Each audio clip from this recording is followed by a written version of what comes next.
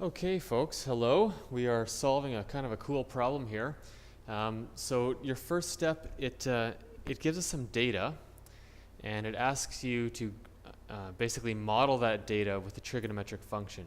So first thing I'd like you to do is read through the problem really carefully, and then get out a nice fresh piece of graph paper and graph the data really carefully. So put time on the x-axis, depth on the y-axis, and graph it accurately. So please pause the video now and do that.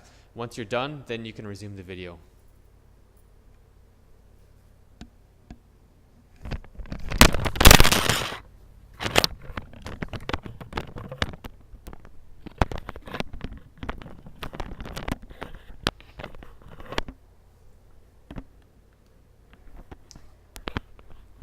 All right, so hopefully your graph looks a little something like this.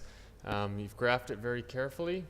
And so you can see the dots look like they might be a bit of a trigonometric pattern, and indeed they are. So let's just make a nice curve through them.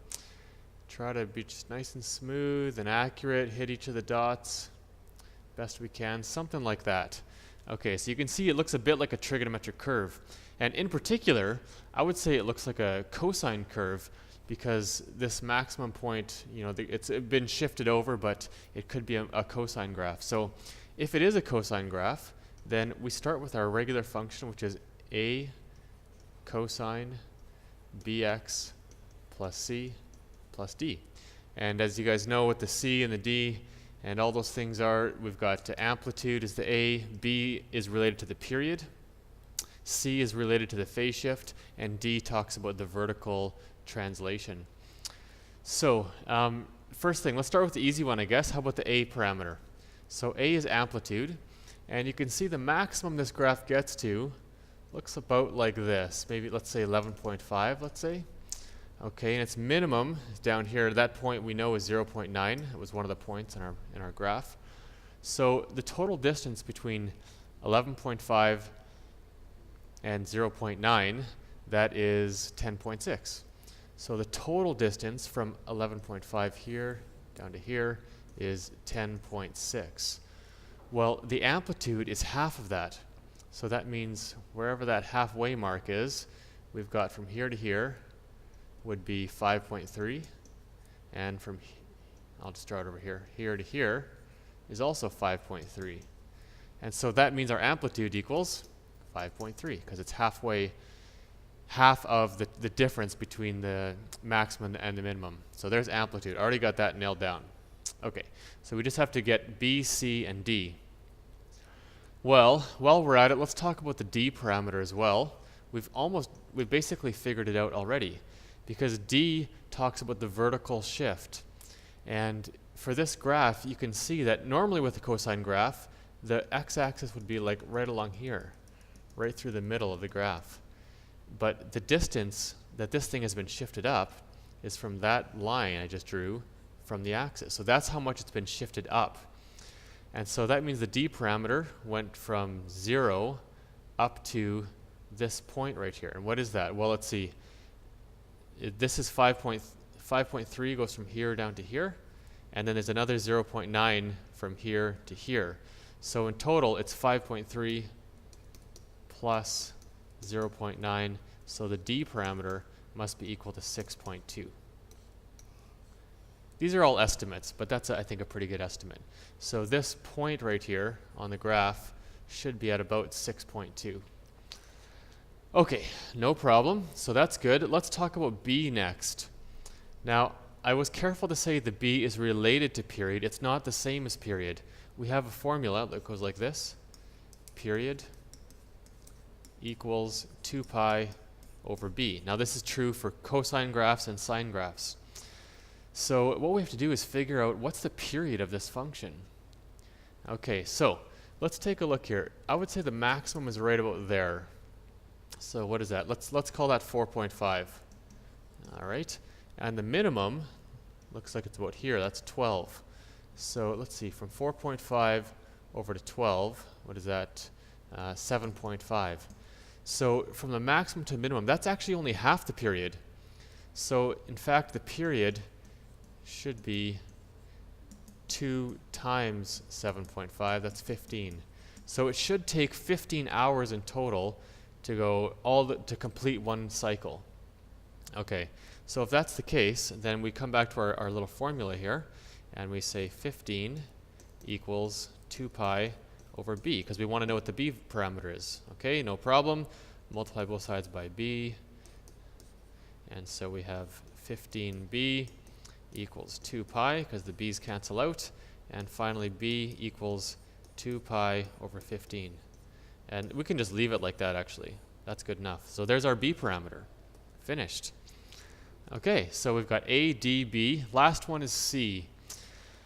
Okay, so for the c parameter, this is one that often trips people up, but since we chose to use a cosine graph, the cosine graph normally starts with its maximum point on the y-axis over here.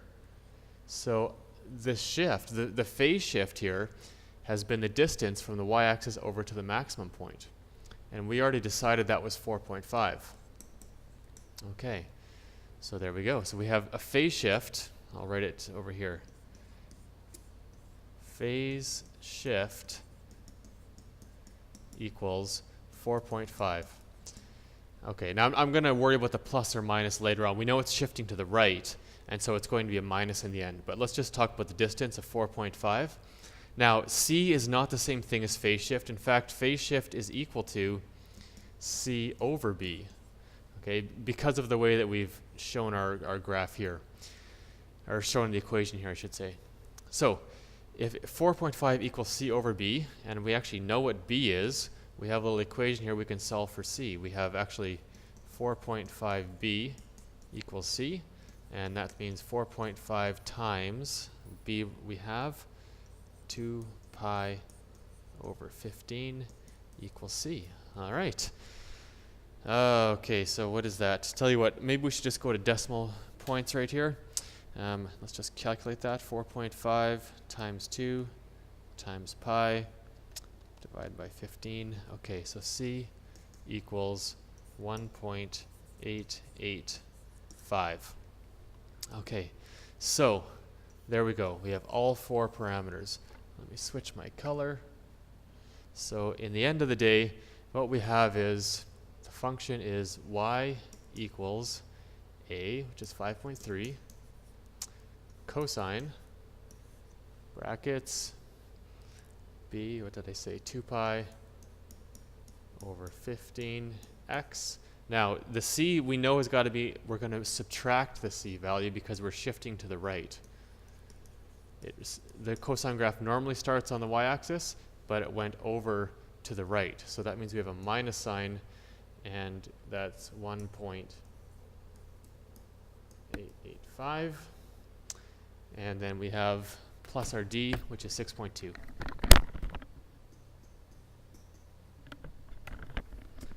Okay, so that's the function, that's the equation for the graph that we see here. Now we haven't answered any questions at all, but we have created a model. And let's just take a quick look. I've actually already beforehand got this prepared in my calculator. And, whoops, let's see, get some of this out of here. So there's the graph. I've already put the data points into the graph here. I went to the stat, I pushed the stat button, and then I pushed number 1, edit. And so I already entered the data they gave us in the problem, and I turned the stat plot on. Here you can see stat plot number 1 is on. And so when I graph it with an appropriate window, those are the dots. So let's just double check to see if our function actually makes sense here. So let's type it all in. 5.3 cosine 2 pi divided by 15 x minus 1.885 close brackets plus 6.2. Okay, so if this is a good model, it should look about right with the data points. And let's check it out. First of all, make sure I'm in radian mode. Oh, I'm not. Better make sure that we are always in radian mode when we're doing these kind of problems with modeling real life problems. And then graph. Okay, so there we go. It does look like the model roughly follows the points, so it's a good model. Okay, I'm not going to answer the question for you now. We've got the model figured out. Now it's your turn to go back to the question and and then answer the actual question. It talks about mooring the boat. Okay, good luck. Rewind or rewatch if you need to, or ask some questions, and good luck.